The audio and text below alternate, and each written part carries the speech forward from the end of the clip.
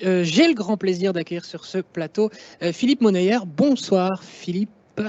Bonsoir, très heureux d'être là. Philippe, vous êtes le CEO du groupe Monneyer et donc ambassadeur de la fondation. Et donc Steve, qu'on a entendu tout à l'heure, travaille justement dans votre groupe.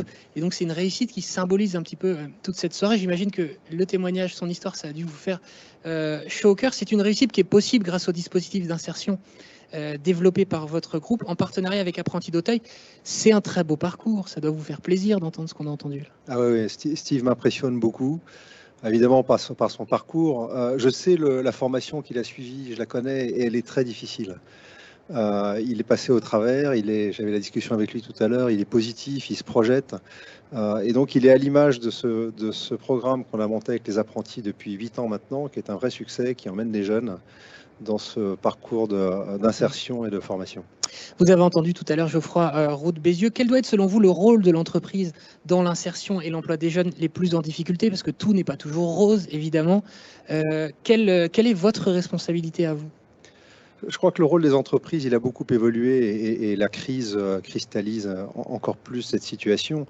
On voit bien qu'aujourd'hui, dans nos feuilles de route, on règle les problèmes environnementaux, sociétaux, enfin beaucoup de problèmes qui étaient sous la responsabilité de l'État. Et finalement, c'est plutôt une bonne chose sous un angle parce que l'entreprise, elle a des ressources, l'entreprise, elle a une agilité, elle sait innover. Et lorsqu'on parle d'insertion, elle sait appliquer cette recette à ce problème de l'insertion. Donc, pour répondre à votre question, je pense que l'entreprise, elle ne peut plus être spectatrice des problèmes de chômage de masse, des problèmes de chômage des jeunes. Il faut qu'elle mette ses ressources à disposition de la société. Et qui plus est, lorsqu'on parle d'insertion de jeunes en difficulté. Une entreprise, c'est un milieu social. Donc, on a une vie sociale dans une entreprise. C'est un milieu de travail, donc on peut apprendre à travailler. C'est un objet pérenne, si je puis dire, et donc dans lequel on peut se projeter. Et finalement, l'entreprise, elle doit assumer son rôle dans la société et j'ose dire, un peu comme dans la parabole des talents, rendre un peu à la société les ressources qu'elle a construites grâce à elle. Vous avez combien de salariés, vous? Alors, notre groupe aujourd'hui est à 6500 salariés. Donc vie sociale riche, forcément, voilà, c'est une petite ville. Ce sont des gens de beaucoup de provenance, de beaucoup de formations différentes. Et qui sont en plus tous enchantés de participer à ce type de programme pour ceux qui ont participé. Alors au-delà de la volonté de solidarité d'entreprise citoyenne, on peut le dire comme ça, qu'est-ce que des jeunes comme Steve apportent à l'entreprise, à vos collaborateurs et puis à vous-même? Alors les jeunes comme Steve, vous avez vu son parcours et son énergie naturelle, elle amène beaucoup de satisfaction et de gratitude à ceux qui participent à ce programme. Mais plus généralement, un programme comme le programme Turbo, donc qui s'appelle Turbo, qu'on a monté avec les apprentis depuis 8 ans, qui a vu une grosse quarantaine de jeunes passer dans plusieurs promotions. Il amène d'abord un engagement. On a plus de 120 collaborateurs qui ont travaillé sur ce programme depuis toutes ces années. Donc c'est un engagement qui donne du sens. Alors il donne du sens personnel. Puis vous savez comme moi que le sens personnel, l'alignement avec des valeurs personnelles, c'est important en ce moment. Depuis longtemps, mais en ce moment aussi. Il amène du sens collectif pour l'entreprise, ça cristallise des valeurs, et donc c'est un engagement important. Ça amène un projet, et une entreprise, sa vie de projet. Je ne sais plus qui disait, j'ai entendu ça à la radio, les salariés, ils n'ont pas besoin de baby-foot, ils ont besoin de projet. Un projet comme ça aussi, ça nourrit l'entreprise de manière très forte. C'est un projet ambitieux, amener des jeunes sans aucune formation à un équivalent bac pro en mécanique. C'est un projet très ambitieux. Donc c'est un bon projet et puis ça amène des succès. Je vous parlais, 43 jeunes qui ont fait cette formation depuis 2013. Il y en a presque une vingtaine qui sont encore dans l'entreprise aujourd'hui. Des gens qui effectivement ont dû apprendre la mécanique, puis ont dû apprendre aussi la vie en société, la vie en entreprise. C'est des vrais succès très gratifiants pour les parrains, les marraines, les tuteurs, les ressources humaines. Même moi, de mon perchoir, c'était extrêmement gratifiant. Quand ce sont des succès, qui plus est humains, c'est encore plus fort. Ouais. Ce sont les beaux projets, ce qui fait qu'on est heureux de se lever le matin. Exactement. J'imagine, tiens, encore un petit mot de Steve. Ce qui a fait que je suis bien, c'est que c'est de l'entraide, c'est de l'humain. Il y a quelqu'un qui a un souci, hop, on va, quitte à mettre notre machine un peu de côté, enfin d'aider notre collègue pour avancer dans son travail. Voilà, de l'humain, de l'entraide, le rôle social de l'entreprise qui est parfaitement illustré. On est ravi d'être rejoint par Guillaume Soulier. Bonsoir. Merci beaucoup d'être là. Vous êtes le directeur du pôle Avenir Emploi Apprenti d'Auteuil. Philippe Monayer, chaque jeune est digne de confiance. Ça, ce sont vos mots. Qu'avez-vous envie de dire à Steve et à tous ces jeunes accompagnés par les équipes dans votre groupe? Steve, d'abord, je voudrais lui dire bravo parce qu'il faut du courage pour traverser cette formation et s'insérer dans une entreprise. On l'a pour beaucoup vécu, déjà en salarié, quand on est formé avec des études, c'est pas facile. Et donc dans cette situation, c'est encore plus difficile. Donc un grand bravo, il faut apprendre les codes, en plus de la formation académique. Je voudrais lui dire merci aussi parce que c'est une confiance qui va dans les deux sens.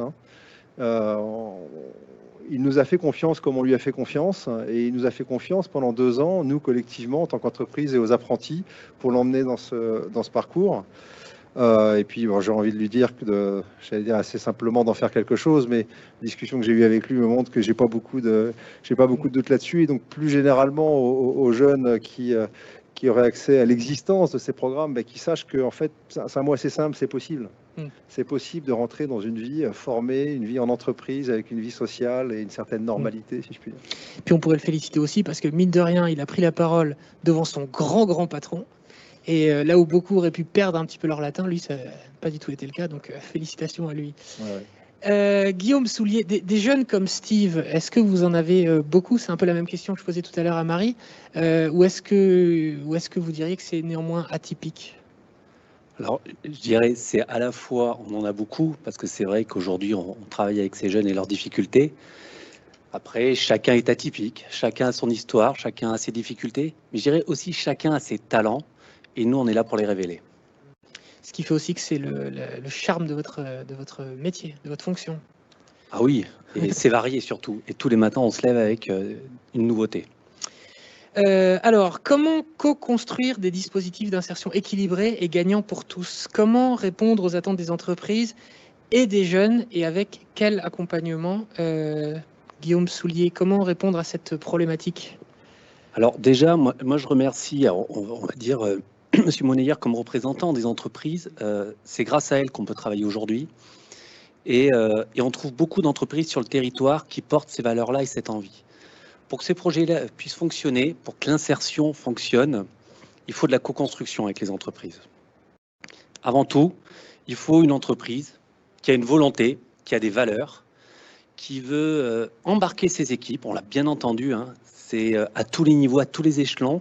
Il faut que les équipes aient envie. Et quand ça devient un projet d'entreprise, ça fait des merveilles. Ça, c'est la première chose.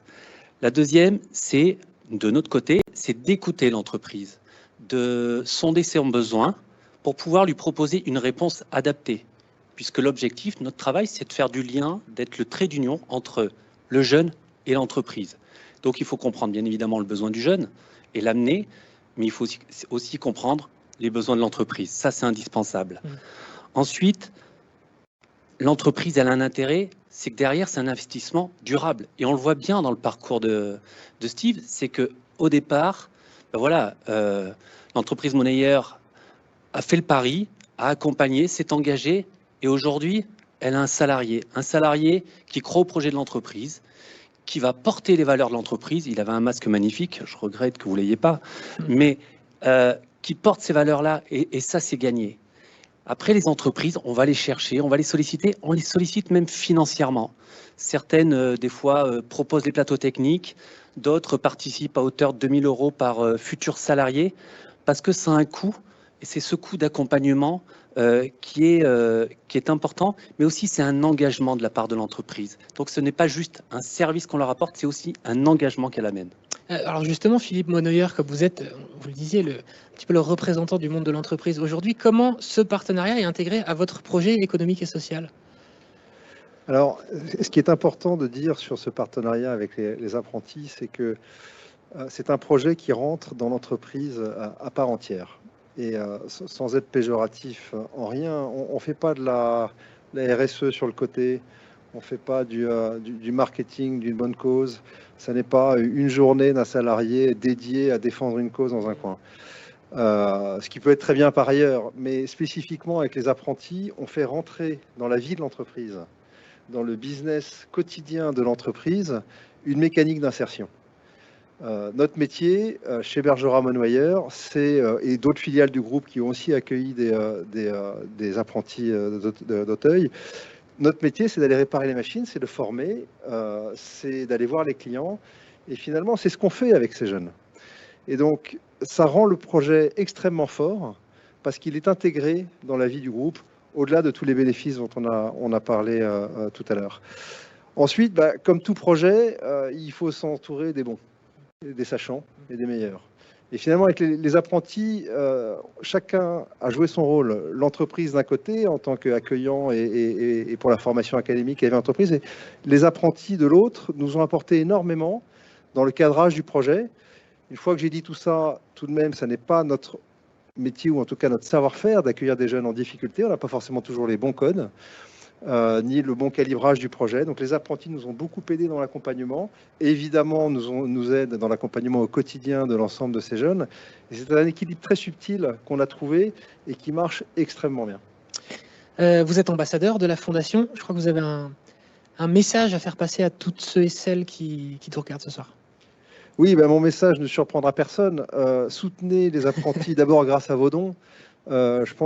J'espère que vous avez vu aujourd'hui le bénéfice que les apprentis apportent à ces jeunes grâce à des entreprises comme nous et d'autres, mais surtout grâce à eux et à leur savoir-faire. D'abord, effectivement, grâce à vos dons. Et puis, le deuxième message que je peux vous passer, c'est que pour beaucoup, je pense, vous êtes dans le monde de l'entreprise, donc diffusez ce message dans vos entreprises. Si vous n'êtes pas responsable, si vous l'êtes, vous devez mettre en place ça. Si vous n'êtes pas responsable, allez prêcher la bonne parole dans vos entreprises et dites-leur à quel point ce sont des programmes merveilleux d'abord pour l'entreprise et merveilleux pour ces jeunes. Programme gagnant-gagnant. Merci beaucoup, Philippe Monoyer. Merci, et puis merci bien sûr à tous les ambassadeurs de la Fondation.